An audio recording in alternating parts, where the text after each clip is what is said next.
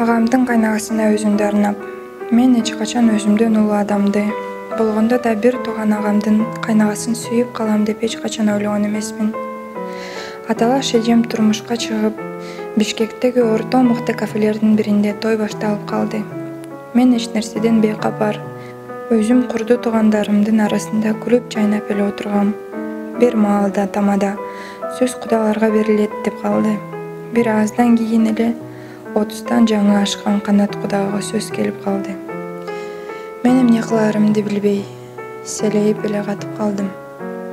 17 экениме карабай, ушундай жигитти жолуксам деп эңсеп жүргөм. Канат куда дал ошол менин кыялымда жаккан жигиттин дал өзү экен. Бир маалда жанымдагылар «Ай, Айсалкын, эмне болуп жатасың?» дегенде гана өзүмө келдим. Тойду кантип бүткөнүн деле байкабай калдым. 2-3 күндөн кийин агамдын аялы балдарды багыш деп мени чакырып калды. Агасы Канат аялы менен алардыкында убактылуу жашап туруптур. Сүйүнүп кеттим. Канаттын мага көңүлү бурулуп жатканын байкадым. Эртеси жеңем бүгүн калчы деди эле. Кудай деп макул болдум. Баленин баары түн ичинде башталды. Бир маалда эч кимге билинбей короого чыктым. Канаттын артыман чыгарын сезип турдум. Жаңылбаптырмын. Эшик акырын ачылып, короого Канат чыкты. Караңгы далдоону көздөй бастым. Артыман келип, колумдан кармады. Үңдөбөдүм.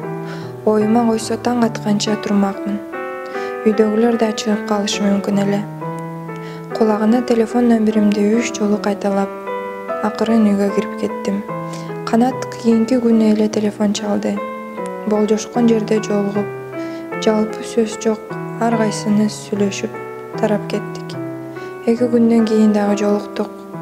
Канат мага дароо эле анын үй бүлөсүн куда болуп кетерин айтып, ыңгайсыз болгонун кобурады. Мени чындап жактырсаң, кал, болбосо кете бер, таарынбайм деди. Мен болсо жылмайып, жакындап ыкташа түштүм. Ошондой күндөрдүн биринде аялын айылга кеткенин билип, тартынбай курбумдукуна чакырдым. Ошол түн мен үчүн эч нерсеге алмашсыз түн болду. Мени кыялымдагы Канатка өзүмдү толугу менен арнадым. Сүйүктүү адамың менен болгонума ыраазы болуп, эртеңкиме кайыл элем. Бактылуу түндөн баштап жипке тизилген шуурудай, жомоктогудай күндөр уланып жатты. Жомок көрсө чыныгы жашоодо кыска болот турбайбы? Канат Москвага иштейм деп үй бүлөсү менен жөнөп кетти. Күтүүсүз жабылган бакыттын эшиги мага азап алып келди.